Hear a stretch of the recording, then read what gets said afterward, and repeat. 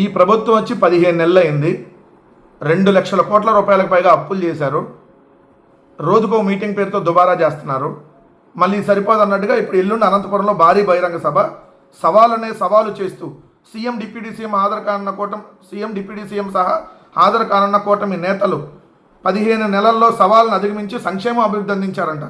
15 నెలల్లో సామాజిక పింఛన్లకు 45,000 కోట్లు, తల్లికి వందనానికి 10,000 కోట్లు, అన్నదాతకు 3,200 కోట్లు, 5 కోట్ల మందికి 20 లక్షల వరకు యూనివర్సల్ హెల్త్ పాలసీ, 15 నెలల్లో 10 లక్షల కోట్ల పెట్టుబడులకు ఒప్పందాలు మొన్న ఆల్రెడీ వచ్చేసి అని చెప్పారు కదా.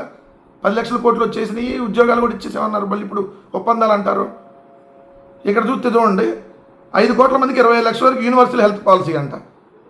ఆరోగ్యశ్రీని ప్రైవేటు పరం చేసి మళ్ళీ చూడండి 25 లక్షల వరకు. జగన్మోహన్ రెడ్డి గారు ఉన్నప్పుడు 25 లక్షల వరకు ఆరోగ్యశ్రీలో తీసుకొని వచ్చి 1000 రూపాయలు దాటిన ప్రధానికి ఆరోగ్యశ్రీలో రూపాయి కూడా డబ్బులు కట్టకుండా కరోనాని కూడా ఆరోగ్యశ్రీలో తీసుకొని వస్తే ఇప్పుడు ఆరోగ్యశ్రీని ప్రైవేటు పరం చేసి 15 నెలల కాలంలో ప్రజల సంక్షేమానికి రాష్ట్ర అభివృద్ధికి 1,00,000 కోట్లకు పైగా వ్యయం చేశారంట. ఎక్కడ చేశారు? మీరు ఒక పెన్షన్లు కూడా ఇప్పుడు 4.5 లక్షల మందికి తీసేశారు. 1,00,000 మంది దివ్యాంగుల పెన్షన్లు తొలగించారు. ఒక కొత్త పెన్షన్ ఇవ్వలేదు. 1,00,000 కోట్లు అభివృద్ధికి సంక్షేమానికి ఖర్చు పెట్టారంట. సవాళ్ళున్న సంక్షేమ అభివృద్ధిపై అడుగు వేశారంట. జగన్ 5 ఏళ్ల విధ్వంసంతో రాష్ట్రం అప్పుల కుప్పగా మారిందంట. జగన్మోహన్ రెడ్డి గారు 5 సంవత్సరాల్లో చేసిన అప్పు కేవలం 3,32,000 కోట్లు. మీరు 15 నెలల కాలంలో చేసిన అప్పు 2 లక్షల కోట్లు. ఎవడ విధ్వంసం చేసింది?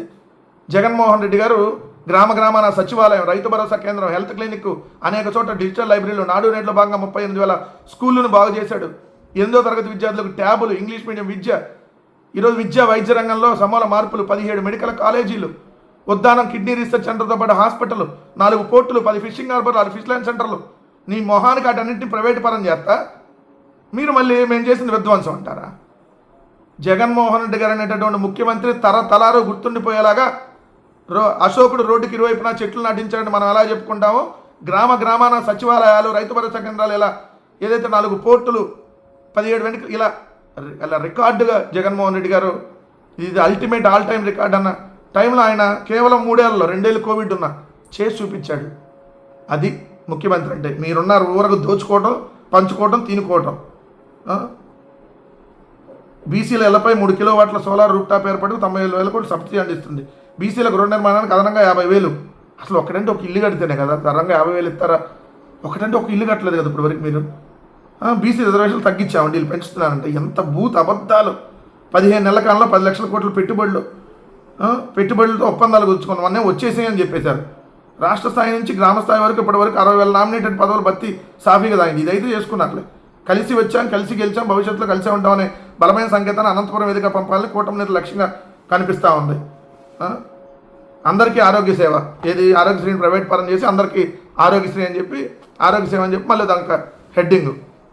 ఇక్కడ 10 లక్షల కోట్ల పెట్టుబడులకు ఒప్పందాలు అన్నారు కదా, అది వల్ఫాగాళ్ళకి, ఏం ఊరు పేర్లు అనే వాళ్ళకి మీరు భూములు ఇచ్చేసి వాళ్ళు పెట్టుబడులు వచ్చేస్తున్నాయి అని చెప్పి ప్రజలను మభ్యపెట్టేటటువంటి కార్యక్రమం.